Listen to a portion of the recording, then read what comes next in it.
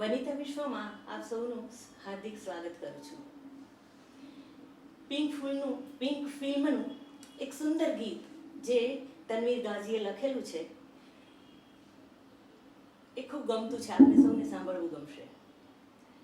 તું ખુદ કી ખોજ में निकल, तू खुद की खोज में निकल, तू किस लिए हताश है, तू चल तेरे वजूद की समय को भी तलाश है,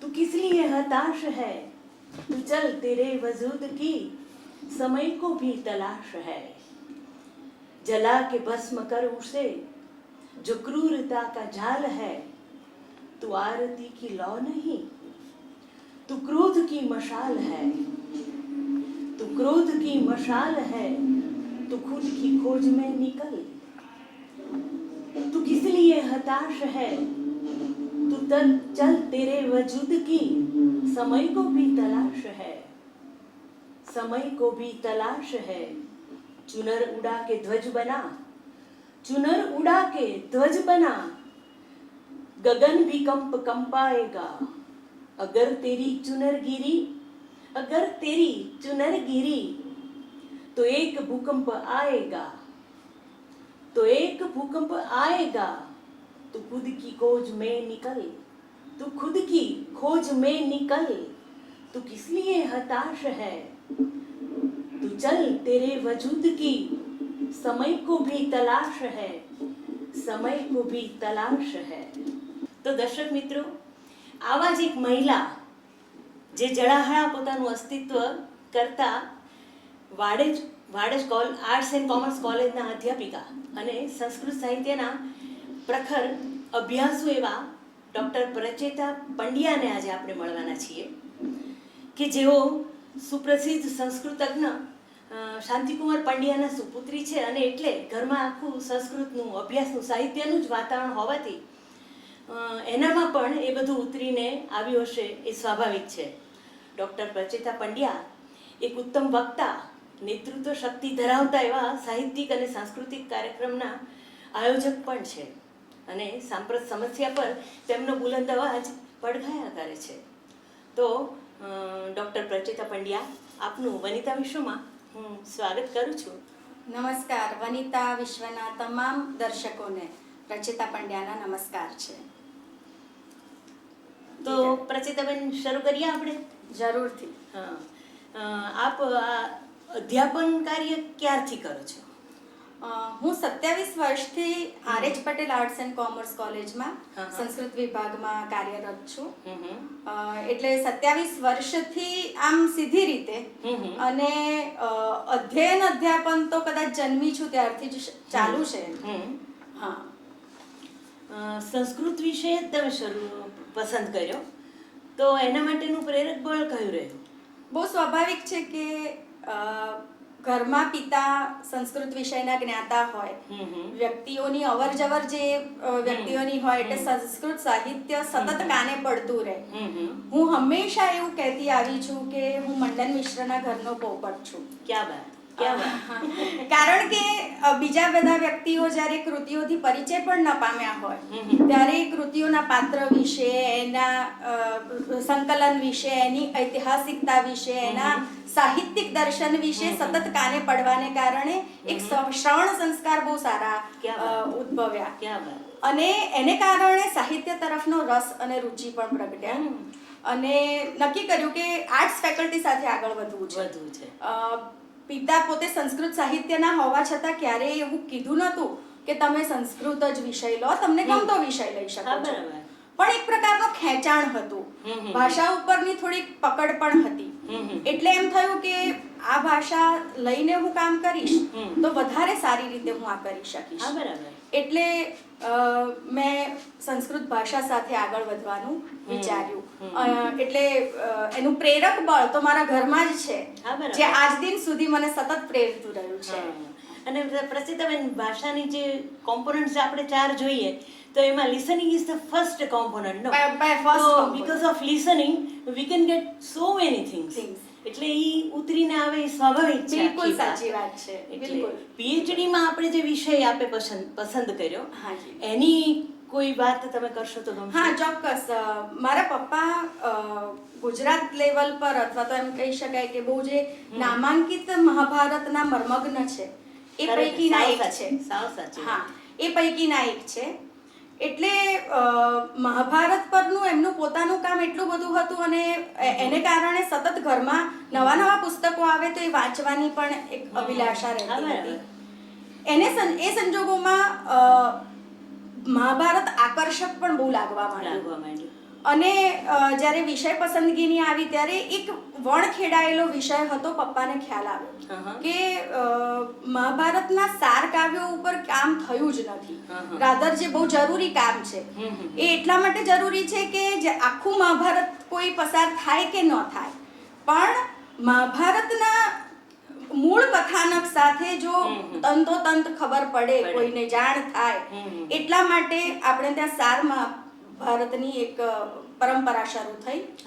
અને આખા ભારતમાં 3 એવા કવિઓ છે કે જેમને આ આખું મહાભારત બહુ જ સારમાં પોતપોતાના ક્ષેત્રમાં રહીને આપ્યું. એમાંના એક છે કાશ્મીરી પંડિત ક્ષેમેન્દ્ર છે, બીજા આપણા ગુજરાતના જૈન અમરચંદ્ર સુરી છે, અને ત્રીજા છે સાઉથના કવિ છે. એટલે આ ત્રણેય માંથી બે કૃતિઓ છે એ પ્રસિદ્ધ હતી, પણ એક હતી એ હજુ પણ એની તૈયાર થઈ નથી પ્રત. એટલે એના જેટલા ભાગ હતા એ લઈ અને કર્યું કે જેથી કરીને એ એક કામ મહાભારતનું બહાર આવે લોકો સમક્ષ, એટલે કે જે મૂળ કથાથી પરિચિત થાય. એટલે આ જે વાંચન આપણા ઘરમાંથી આપણામાં ઉતરીને આવે છે ને બહુ મહત્વની વાત છે. ગોવિંદ શાહ એવું કહેતા કે જેના ઘરમાં પુસ્તક ન હોય એના ઘરમાં દીકરી ન દેવી. બિલકુલ બહુ મહત્વની, બહુ જ સાચી વાત. અને કોઈ પણ વ્યક્તિને આમ પણ આપણે ઓળખવો હોય પ્રચેત આવે તો આપણે કહીએ કે tell me what you read and I will tell you who what you are. એટલે ખરેખર આ વાત પુસ્તક વાંચન, અને અત્યારે ખરેખર આપણી આ જે નવી પેઢી છે એ જે મીડિયામાં ઉતરી ગઈ ને બધું જ ગૂગલ ને પેલું ફેસબુક ને વોટ્સઅપ ને બધું ગૂગલમાંથી ગૂગલ ગુરુ બનાવીને, પણ પુસ્તક વાંચન બહુ જ જરૂરી, હું અત્યંત જરૂરી માનું છું. બિલકુલ, કારણ કે પુસ્તક વાંચનથી આપણામાં બધું કુદરતી જ આખું ઉતરીને આવે. હું એવું દ્રઢપણે માનું છું કે ગૂગલ અને આ બધું છે ને તમને ઉપલબ્ધ માહિતી આપે છે, માત્ર માહિતી આપે છે. એની ડેપ્થમાં, એના ઊંડાણમાં તમને નથી લઈ જતું, અને એ ઊંડાણમાં જવા માટે તમારે મૂળ ગ્રંથો પાસે જવું જ પડે, એ એની અનિવાર્યતા છે. એટલે તમારે પાસિંગ, તમારે માત્ર રેફરન્સ જોવો હોય તો તમને ગૂગલ કામ લાગી શકે, પણ જ્યારે તમારે અભ્યાસના મોડમાં આગળ વધવું છે તો એના માટે બહુ જરૂરી સ્ટડી, ખરેખર. અને પુસ્તક વાંચનની તો આખી ઓર મજા છે કે સાચી વાત, ફરી તમે ફરી પાછા જુઓ, ફરી ખુશ થાઓ, ફરી તમને નવું કંઈક એમાંથી મળે. જરૂરથી, દરેક વખતે નવું મળે. Read between the lines, in between the lines. એટલે આ અત્યારના સંજોગોમાં સંસ્કૃતની પ્રસ્તુતતા તમને ક્યાં લાગે છે, કેવી લાગે છે? What do you think? ભારતીય સંસ્કૃતિમાં કદાચ જેવી રીતે આપણને બધું ડીએનએમાં પ્રાપ્ત થાય છે એવી રીતે રામાયણ, મહાભારત, ભાગવત આ પણ આપણા ડીએનએમાં પ્રાપ્ત થાય છે આપણને. કારણ કે આપણે ગર્ભ સંસ્કારથી માંડીને માતાઓ એ ગ્રંથોના અભ્યાસ થકી એના બાળકને તૈયાર કરે છે. એટલે એ સંસ્કાર જ્યારે ડીએનએમાં આવે અને એ જ સંસ્કારથી તમને જીવન જીવવાની પણ એક શક્તિ મળે તો શક્ય છે. એટલે મારા મતે તો જીવનના આરંભથી મળી અને મૃત્યુ સુધીની ઘટનામાં આ તમારી સંસ્કૃતિ તમારી સાથે જોડાઈને રહે છે. સાચી વાત છે. એટલે આ બધું જ સંસ્કૃત ભાષાની સંસ્કૃતિમાં હોવાને કારણે એ આપણા સુધી પહોંચે એ બહુ જરૂરી છે. એટલે એની પ્રસ્તુતતા તો ઘણી છે, પણ સમય, સંજોગ અને એના સંદર્ભમાં એનું પરિરૂપ થોડુંક બદલાવવું પણ જોઈએ. એટલે એ સંજોગોમાં જદ્દોજહેદ ચાલુ છે કે આપણે એને કયા સંદર્ભમાંથી મૂકી શકીએ. એટલે હજુ આજની તારીખમાં પણ એ કામ થઈ રહ્યું છે અને ચાલી રહ્યું છે. બરાબર. અને જો ને આપણા પહેલાના વખતમાં જે હાલરડા ને બધું હતું તો એમાં જીજીબાઈની વાત, શિવાજીની વાત વણાઈને આવતી હોય તો બાળકના કાનમાં એ બધું પડઘાયા કરતું હોય, એના ઝહેનમાં બધું ઉતરતું હોય. અને ધેટ્સ વાય એને એવું થાય કે હું આવું બનું. મોટું ધીમે ધીમે ઈ મોટું થાય એટલે બધી કોન્સેપ્ટ એની વિકસવાની, કારણ કે એના કાને બધું પડ્યું હોય. બિલકુલ, એટલે આ બહુ મહત્વની વાત છે. સાચી વાત છે. લોકોમાં વણાઈ જવી જોઈએ આખી આ વાત. એક વસ્તુ હું તમારી સાથે શેર કરવા માંગીશ કે ગર્ભ સંસ્કારની વાત છે એની ઉપર અત્યારે બહુ જ તમે કીધું પ્રસ્તુતતાના સંદર્ભમાં એ અત્યારે હાલ બહુ જ કામ ચાલી રહ્યું છે. ચિલ્ડ્રન યુનિવર્સિટી આપણે ગાંધીનગરમાં છે, એ તો પોતે એક અભ્યાસક્રમ મૂકી રહી છે એના લેવલ પરનો. અને એક જે ગાયનેકોલોજિસ્ટ છે એ પોતાની માતાના ત્યાં આવનારા જે બાળક જે નવી માતા બનવાની છે એ લોકોને પણ એક 10 દિવસનો 12 દિવસનો એક કોર્સ ઓફર કરે છે કે તમે આ પ્રકારનું મ્યુઝિક સાંભળો, તમે આ રીતે કરો, તમારી જાતને કલ્ટિવેટ કરો, તમે તમારા બાળક સાથે વાત કરો. અને એ રીતે તો એ આખરે ગર્ભ સંસ્કારની વાત આવી છે આપણા સાહિત્યમાં, એટલે એ એનો પણ રેફરન્સ ટાંકે છે. એટલે હાજી. અને પ્રસિદ્ધબેન, માનો અવાજ સાંભળીને બાળક કેમ જન્મે પછી હજી તો કંઈ જ એનામાં પણ માનો અવાજ ઓળખે. માના પાસે સ્પર્શથી કે એના અવાજથી બધું શાંત થઈ જાય. તો એવું શું કામ? કારણ કે એને સતત માના અવાજ સાંભળ્યો છે એટલે he knows no this is my mother. સમાજ અને શિક્ષણ વચ્ચે આખો સેતુ બંધાય, એપ્લિકેશન એન્ડ એવરીથિંગ. તો એના માટે આપે શું પ્રયત્નો કર્યા એ જાણવું ગમશે. વિષય એક કોલેજમાં ભણાવવામાં આવે વિદ્યાર્થીઓની સમક્ષ, પણ એ વિદ્યાર્થીઓ ફરી પાછા જવાના છે તો સમાજની અંદર. તો સમાજની અંદર જતા પહેલા એને ખ્યાલ આવવો જોઈએ કે આ વિષયની મારા સમાજ પાસે જ્યારે હું જઈશ ત્યારે આ એની દેન આપવી પડશે મારે. બીજું કે એ માત્ર પુસ્તકીય જ્ઞાન ન બની રહે, પણ એ બીજા જે આ ક્ષેત્રના નથી, શિક્ષણ ક્ષેત્ર સિવાયના માણસો છે એ પણ કેવી રીતે આ વિષયને જોઈ રહ્યા છે. એટલે ખાસ અમારી સંસ્થાએ સંસ્કૃત સાહિત્ય અકાદમી સાથે ભેગા થઈને સામાજિક નિસ્બતથી અલગ અલગ પ્રકારના કાર્યક્રમો કર્યા, એના વ્યાખ્યાનો યોજ્યા, જે વિષયને મૂળ સમાજ સાથેના કોઈકના કોઈક વિગતથી અનુબંધ કરે છે. જેમ કે નાટ્ય સાહિત્ય, નાટક પ્રત અને પ્રયોગ નામનો એક અમે સેમિનાર કર્યો હતો કે જેની અંદર મૂળ પ્રત અને એ જ્યારે પરફોર્મિંગ આર્ટના સંદર્ભમાં નાટકમાં મૂકવામાં આવે તો એ કયા સ્વરૂપમાં હોય, કઈ વસ્તુઓ ત્યાંથી આપણે કાઢી લેવી પડે અને કઈ વસ્તુઓ નવી એડ કરવી પડે. એટલે આ સંજોગોમાં અમે આ પ્રકારના ઘણા બધા સેમિનાર્સ કર્યા છે. નારી ચેતના અને કૃષ્ણચરિત નામનો કર્યો એક પ્રોગ્રામ કે જેની અંદર સંગીત, નૃત્ય, બધી જ ચિત્રકળા અને સાહિત્ય, બટ ઓબ્વિયસ છે, આ ચારે ચાર એલિમેન્ટ્સને અમે જોડીને કર્યું. અને એ કાર્યક્રમની અંદર બહુ આનંદથી કહેતા ગર્વ થાય કે ગુજરાતના જાણીતા ગુણવંતભાઈ શાહ અને જય વસાવડા જેવા દિગ્ગજ વ્યક્તિઓ આવ્યા હતા અને એમને એમની રસલાણ કરી હતી. એટલે સામાજિક નિસ્બત પણ બહુ જોડાયેલી છે અને એનાથી સમાજનું ચિત્ર જો વધારે ઉજળું બને એ કામ અમે કર્યું છે. એટલે ઇટ્સ વેરી ગુડ નો, કારણ કે છોકરાઓ એકલું પુસ્તકીય જ્ઞાન મેળવે એની કરતાં વ્યવહારમાં જો એને ઉપયોગી થાય એવું હોય તો આજીવિકા માટે ને એના માટે જરૂરથી તો કેટલી સારી વાત બને. It is necessary. એટલે સંસ્કૃત વિશે જાગૃતિ માટે, કારણ કે આપણી સંસ્કૃતિની વાત આખી, તો એના માટે આપે શું આપણું મંતવ્ય શું છે? હું પોતે જ્યારે ભણતી હતી અને પછી પણ ઘણું બધું જે કામ કર્યું એના આધારે એક બાબત પર પહોંચી હતી કે એકમાત્ર સંસ્કૃત ભાષા જ એવી છે કે જે અન્ય ભાષા થકી ભણાવવામાં આવે છે. ગુજરાતી માધ્યમમાં ભણાવે, અંગ્રેજી માધ્યમમાં ભણાવાય, હિન્દીનું માધ્યમ હોય, પણ સંસ્કૃતનું માધ્યમ અંગ્રેજી કે ગુજરાતી હોઈ શકે. એટલે આ એક દબદબો હતો એ વખતથી કે ભાઈ. અને બીજું કે કદાચ તમે બહુ નાના વાક્યો લખી શકો પણ કડકડાટ નથી બોલી શકતા. તો એ સંજોગોમાં એક ચળવળ સાથે જોડાઈ અને એની અંદર સંસ્કૃતના સંભાષણના વર્ગો અમે ચલાવ્યા. હજુ આજની તારીખમાં પણ એ બહુ સારી રીતે ચાલે છે અને મને ગર્વ એ બાબતનો છે કે અમારી પાસે આવનારા વિદ્યાર્થીઓ કડકડાટ સંસ્કૃત બોલી શકે છે. અને કદાચ અમે એને શિક્ષણના ક્ષેત્રમાં હજુ પ્રસ્થાપિત નથી કરી શક્યા. એ કેટલીક આપણે જાણીએ છીએ કે શૈક્ષણિક સંસ્થાઓની મર્યાદાઓ છે એને આધારે, પણ આ એક આંદોલનના સ્વરૂપની અંદર આપવાનું અમે કામ કર્યું છે અને સમાજની અંદર બહુ જબરજસ્ત બદલાવ એ લાવી રહ્યું છે. એવું અમે જોઈ રહ્યા છીએ. ઇવન અમારી પાસે એવા પણ વિદ્યાર્થીઓ આવે છે કે અમારે સંસ્કૃત માધ્યમમાં જ પેપર લખવું છે, તો અમે શું કરીએ મેડમ? એટલે સમાજની અંદર અને ધીરે ધીરે પણ ગુડ સાઇન. એબ્સોલ્યુટલી. એટલે એવું લાગે છે કે પરિવર્તન બહુ ઝડપથી આવશે. એટલે નવી શિક્ષણ નીતિ અને સંસ્કૃતનું સ્થાન, તો આ વિશે તમારું શું માનવું છે? Where is it? હા, હું તમને કહું કે સંસ્કૃત જ્યારે નવી શિક્ષણ નીતિ આવી એના પહેલા 2 વર્ષ પહેલા એક આ સંસ્કૃત ભાષા માટેનું એક પ્લેટફોર્મ તૈયાર કરવાના પ્રયત્નો થયા હતા.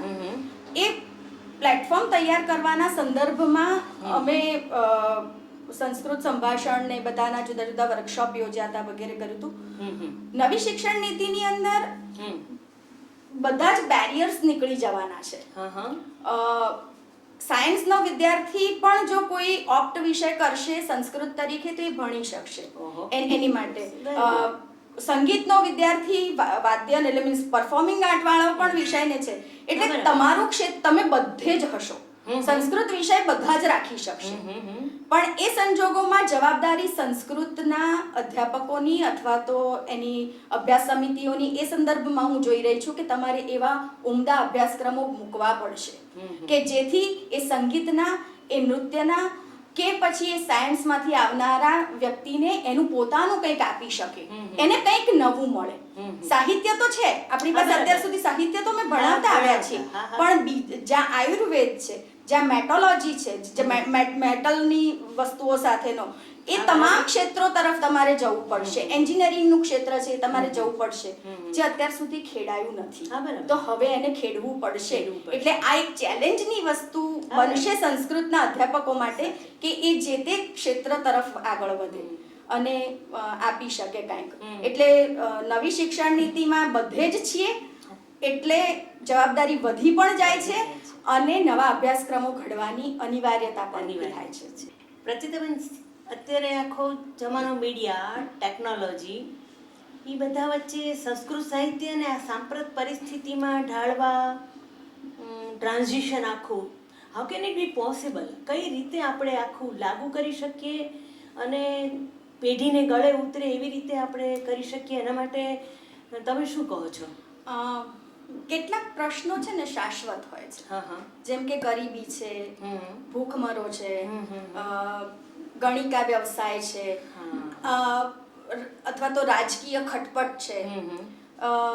લોકશાહીનું સ્વરૂપ આપણે ત્યાં હતું. આપણે ત્યાં એમ મનાય છે કે રાજાશાહી હતી, પણ એનું રાજાશાહીનું સ્વરૂપ મૂળભૂત રીતે લોકશાહીનું હતું.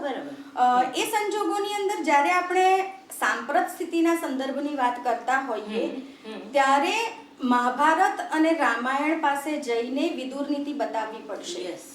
ત્યાં પાસે જઈને આપણે શ્રીમદ ભગવદ્ ગીતાના મેનેજમેન્ટના સિદ્ધાંત થકી તમે આ વસ્તુને કેવી રીતે એચીવ કરી શકશો એ બતાવવું છે.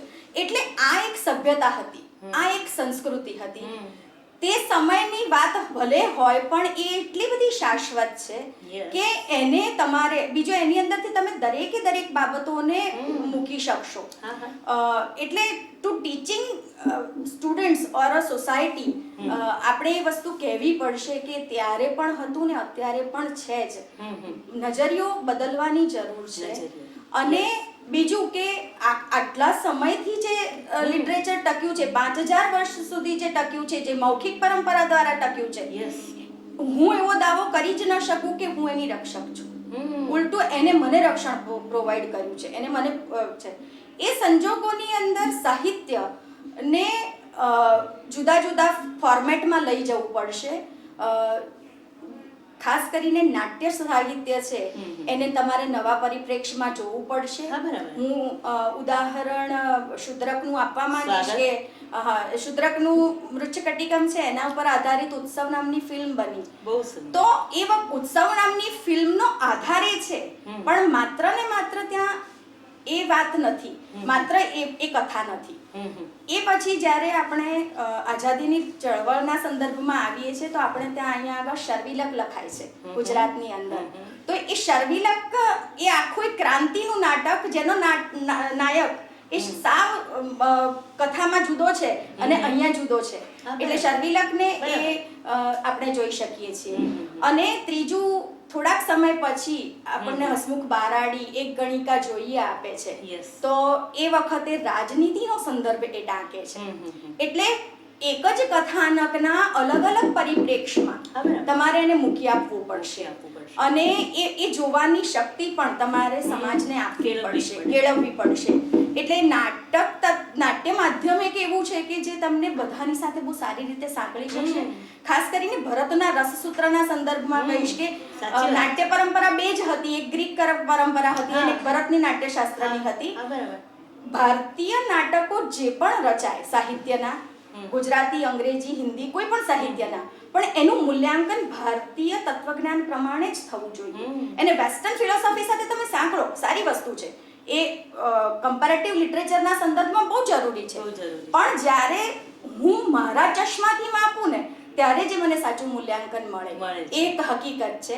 એટલે મારે વેસ્ટર્ન થિયરીઝને જાણવી જોઈએ, પણ ઇન્ડિયન થિયરીઝ મુજબ એનું મૂલ્યાંકન કરવું પડે અને ઇન્ડિયન વેલ્યુઝ કઈ આપી શકે છે એની વાત કરવી જોઈએ. એટલે એ મને બહુ જ લાગે છે કે સમાજમાં બદલાવ માટે, એટીટ્યુડ બદલવા માટે, એટલે એ રીતે સંસ્કૃત સાહિત્યને ફોકસ કરવાની જરૂર છે. એક સૂગ છે એ આખી જતી રહેવી જોઈએ અને એના માટે એક લ્યુસિડ કોઈક વાત આવે ચોક્કસ, અને તો બધા સંસ્કૃત તરફ. મને તો છે ને પ્રચેતાબેન, સંસ્કૃતના જે સુભાષિતો છે એનું જે લાઘવ છે, I just love them, no? સાચી વાત છે. એટલે મને સંસ્કૃતના સુભાષિતો માટે તો હું રીસર મોહી જાઉં છું. ખબર નહીં, અદ્ભુત. એમાં પ્રહેલિકા પણ છે અને ટૂંકમાં એટલું બધું કહી દે છે એ લોકો, બિલકુલ, કે આપણને નવાઈ લાગે કે આ ખાલી 2 લીટીમાં આટલી મોટી મોટી વાતો, એન્ડ દે આર પ્રચુર સંખ્યામાં છે અને આખું જીવનની ફિલોસોફી એની અંદર આવી ગઈ હોય. એક નાના હું ઘણીવાર મારા વિદ્યાર્થી મિત્રોને કહેતી હોઉં છું કે તમે આજકાલ ઇમોજીસની દુનિયામાં રહેનારા છો. તો ચાતક છે એ જ્ઞાન, પાણીની જે એને તરસ છે તે જ્ઞાનની તરસનું પ્રતીક છે. તો આ બધા ઇમોજીસ છે. એટલે મને એવું લાગે કે પેપર કાઢતી વખતે એવા પ્રશ્નો પૂછાવા જોઈએ કે આ સુભાષિતમાં કયું ઇમોજી તમને મળ્યું, એટલે તો એની ભાષામાં જો આપણે એને વાત કરીશું ને તે વધારે સારી રીતે, એને બિલકુલ ક્રૂડ નહીં ઉતરે મનમાં છે, કારણ કે એને એમ લાગશે કે આ ઉપદેશાત્મક છે, આ બધું છે, એ નહીં. પણ આપણે એને સમજાવીને ગોળે નીકળ્યું જેને આપણે કહીએ છીએ, શુગર કોટેડ, જેને સંસ્કૃત સાહિત્ય કાંતા સંમિત તયો ઉપદેશ ઉચ્ચ કહે છે. એટલે એ રીતે આપણે આપવું પડશે. અને ખાસ અત્યારે હાલ નૈતિકતાનું અધપતન જે રીતે થઈ રહ્યું છે, એ સંજોગોમાં સંસ્કૃત સાહિત્યના આ સુભાષિતો તમે જે કહ્યું, અને એ સુભાષિતો તમને જીવન જીવવાનું મૂલ્ય આપે છે. અને એટલે એ થોડામાં જ્યારે તમને ઘણું કહે છે, એ સંજોગોમાં તમને પોતાને એમ થાય કે હું મારી લાઈફને અપલિફ્ટ કેમ કરવી જોઈએ મારે. આખરે વ્યક્તિ પોતાની જાતને અપલિફ્ટ કરશે તો સમાજનું અપલિફ્ટમેન્ટ થવાનું છે, એ બહુ સ્વાભાવિક છે. એટલે સામાજિક નિસ્બતના સંદર્ભમાં પણ હું આ વસ્તુને જોઈ રહી છું. અને પ્રચેતાબેન, વાત આખી આવે છે ને એ અત્યારે ઘરના વાતાવરણની જ આવે છે કે ઘરમાં જો વડીલો આખો દિવસ ટીવી સામે બેઠા હોય અને આખો દિવસ મોબાઈલમાં ફેસબુક ને બધું છે એ કરતા હોય ને બાળક શું કરે છે એના માટે એને વસ્તુ આપી દેવામાં આવે, ટોયઝ આપી દેવામાં આવે નાનપણમાં. અત્યારે કોઈ પણ એવી કોઈ લક્ઝુરિયસ કોઈ આઈટમ આપી દેવામાં આવે, પણ એની તરફ કંઈ વાતાવરણ જ ઘરમાં એવું નથી કે બાળક છે એના તરફ જૂના ને નવા ગીતોની જ વાત કરે, એના કાને પડે છે તો એ હૃદયને અડ્યા વગર રહેતા જ નથી. તો આ બધી વસ્તુ જો વાતાવરણમાં હશે, મા બાપ પુસ્તક હાથમાં લેશે અધૂરી વાત મૂકશે તો બાળકને તરત ક્યુરિયોસિટીથી એમ થશે કે ચલો હું હાથમાં લઉં. બિલકુલ. એટલે વાતાવરણ આખું સંસ્કૃત તરફનો આખો જોગ ઘરમાં આખો ડેવલપ થવો જોઈએ અને એ વાતાવરણ તો એના પર ઈ અસર કરે. સાવ સાચી વાત છે. તો પ્રચિતાબેન, સંસ્કૃત વિષયનું વૈશ્વિક સંદર્ભમાં આપ ક્યાં જુઓ છો, કેવી રીતે જુઓ છો આપણે આપણી આ ત્યાં ભાષાને? હા, એટલે એક ભાષા છે જેની અંદર સાહિત્ય પણ છે અને જ્ઞાન વિજ્ઞાનની ભાષા પણ છે. બે બાબતો તરફ અત્યારે વિશ્વને ધ્યાન ગયું છે. એક છે એનું યોગ, એની પરંપરા, અને જે શરીરને મનને કંટ્રોલ, આખી એની સિસ્ટમને, આપણા શરીરને કંટ્રોલ કરવાની બાબત આવે છે. એટલે યોગશાસ્ત્ર તરફનું ધ્યાન જે ગયું છે એને પરિણામ સ્વરૂપે વૈશ્વિક સંદર્ભમાં વ્યક્તિઓ અહીંયા શીખવા આવવા માંગે છે. અને અહીંયાની યુનિવર્સિટીઝની અંદર એ યોગશાસ્ત્રનો અભ્યાસ બહુ સારી રીતે કરવા માંગે છે. એટલે એક આ ક્ષેત્રમાં આપણે બહુ સારું કામ કરવું જોઈએ, કારણ કે એ લોકો આપણી પાસે આવશે અને જો આપણી પાસે એનો સમજાવનાર વર્ગ નહીં હોય, એને મૂકનાર વર્ગ નહીં હોય તો કદાચ બહુ તકલીફ પડશે. અને બીજું છે આયુર્વેદનું ક્ષેત્ર, કારણ કે એ એવી રેમેડી છે કે જે વ્યક્તિની પ્રકૃતિ સાથે સંકળાયેલી છે. એટલે દરેક દેશ પ્રમાણે એના ખાનપાન વગેરે અલગ હોય જ. ભારતમાં ભારત પ્રમાણે છે, એવી રીતે મૂળ પ્રકૃતિ પ્રમાણે એનું જોવું પડશે. એટલે એ રીતે, અને એ મોટે ભાગે ઘરમાંથી એ રેમેડી કેવી રીતે મળે? જેમ કે આપણને ખબર છે કે હળદર વગેરેનો ઉપયોગ આપણા ત્યાં પહેલેથી થતો આવ્યો છે. તો આ બધા જે ઘરગથ્થુ ઉપચારો છે એમાંથી શોધીને ઘણું બધું આપણે આપી શકવાની સ્થિતિમાં પણ છીએ. અત્યારે હાલ કોરોનાની સ્થિતિમાં એકમાત્ર આપણે વિકલ્પ જાણીએ છીએ એ પ્રમાણે આયુર્વેદ તરફ આવ્યા છીએ. એટલે એ આપણને તરત એટલે કહે છે. એટલે આ બે તરફ, એક આયુર્વેદનો અને એક યોગ વિદ્યા. બીજું આપણું જે વાસ્તુ છે એ પણ બહુ વૈશ્વિક સ્તરે એક્સેપ્ટેબલ બન્યું છે, કારણ કે એની પાછળના જે એના મૂળભૂત કારણો છે, દિશાઓ છે, એના દેવતા છે વગેરે છે. તો એ બાબતે એટલે માત્ર લિટરરી ક્રિટિસિઝમ ને પણ આમાં જે અસ્તિત્વ ધરાવતું બીજું બધું સાહિત્ય છે એની પર ફોકસ કરવું પડશે. મેથેમેટિક્સ છે અહીંયા, વારામીરનું મેથેમેટિક્સ છે, તો એ આપણે ભણાવવામાં નથી આવતું, તો એને એજ્યુકેશનમાં સામેલ કરો અથવા એને રિસર્ચના ભાગરૂપે મૂકો. પણ તમારે એના સુધી પહોંચ, કારણ કે તમારું તમે નહીં રખશો તો કોણ રખશે? અને પછી તમે એવો દાવો કરશો કે જર્મની વાળા લઈ ગયા, ઓસ્ટ્રેલિયા વાળા લઈ ગયા, તો લઈ જ જશે. બહુ સ્વાભાવિક, જો તમે નહીં ઓળખો તો. એટલે આ એક બહુ મોટી ચેલેન્જ એક સંસ્કૃતના અભ્યાસુઓને, અને આ નિસ્બત છે ને સમાજે દેખાડવી પડશે. એવું નથી કે અધ્યાપકો તો એમનું કામ કરીને પોતાના ઋણમાંથી મુક્ત થાય, એ તો શક્ય છે, પણ તમારે એ પ્રકારના વ્યક્તિઓ સમાજે આપવા પડશે. માત્ર વાણીવિલાસ નહીં ચાલે. તમારે એ પ્રકારના વ્યક્તિઓ તૈયાર કરવા પડશે, આગળ નીકળીને આવવું પડશે કે રજૂ કરવા માટે કે અમે આ ક્ષેત્રમાં જ કામ કરવા માંગીએ છીએ. બરાબર છે. એટલે પ્રચિતાબેન, ભવિષ્યનું કોઈ તમારું સપનું હોય તો શેર કરશો તો ગમશે. હું ચોક્કસપણે એવું ઈચ્છીશ કે એક શિક્ષકના ઘરની દીકરી છું અને હું પોતે શિક્ષક છું, તો એક એવી સરસ આપણે ત્યાં સ્કૂલ કે કોલેજીસ આપણે ઊભા કરી શકીએ કે જ્યાં ફિઝિકલ, મેન્ટલ અને સોશિયલ બધી જ રીતે આપણે એને સજ્જ બનાવી શકીએ વિદ્યાર્થીને. આખરે એ સમાજને સ્ટ્રેન્થન કરવાનો છે આપણે, તો સમાજને સ્ટ્રેન્થન કરવા માટેની આપણે ઇમ્પોર્ટન્ટ પાર્ટ.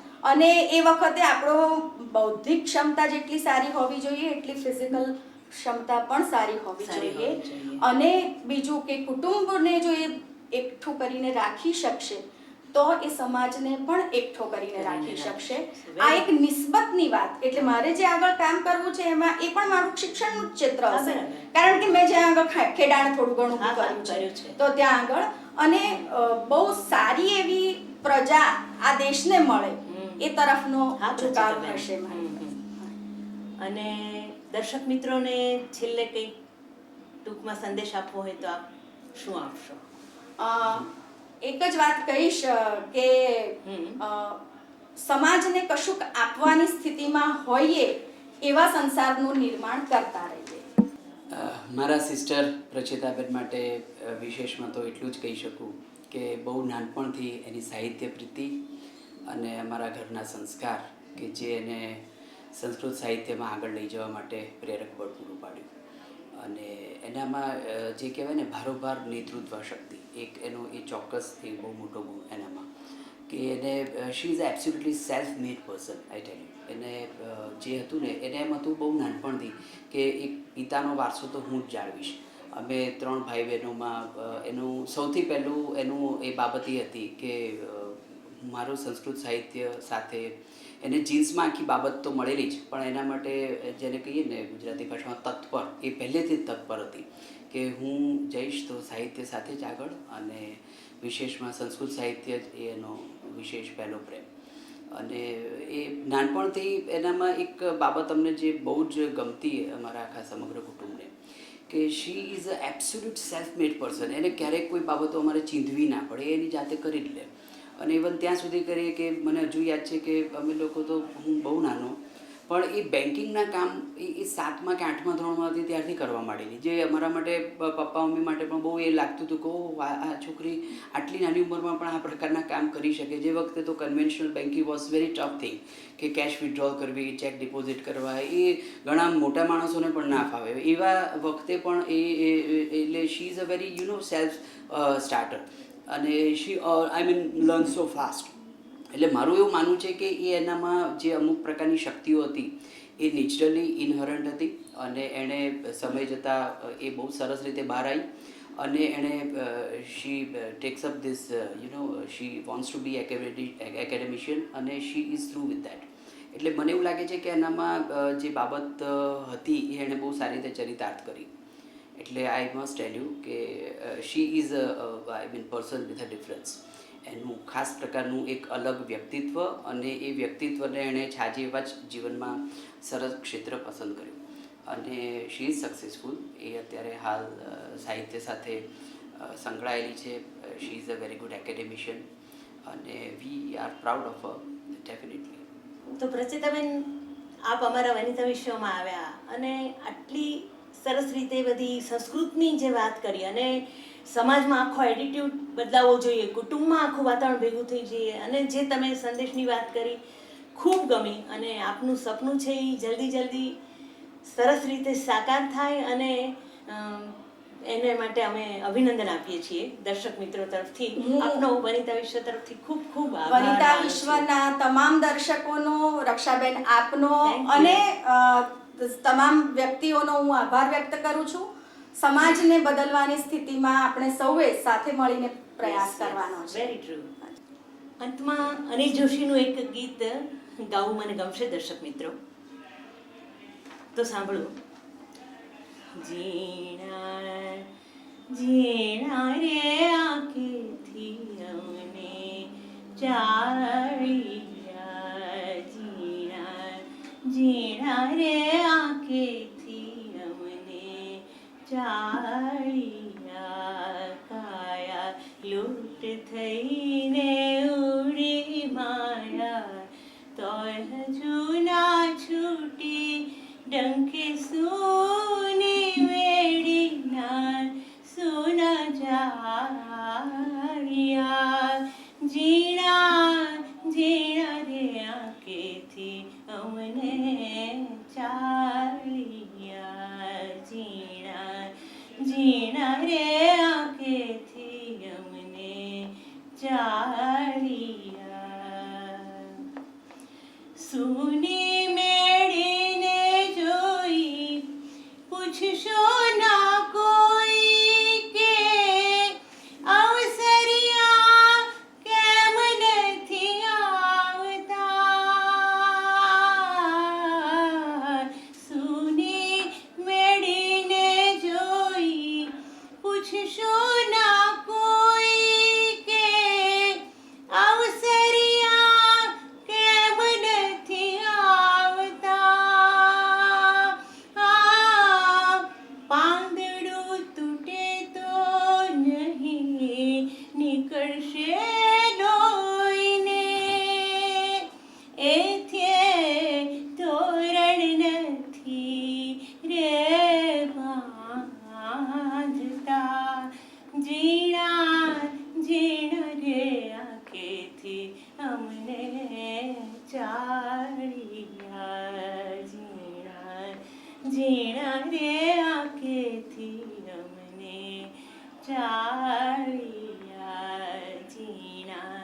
ઝીણા રે આંખેથી અમને ચાળિયા.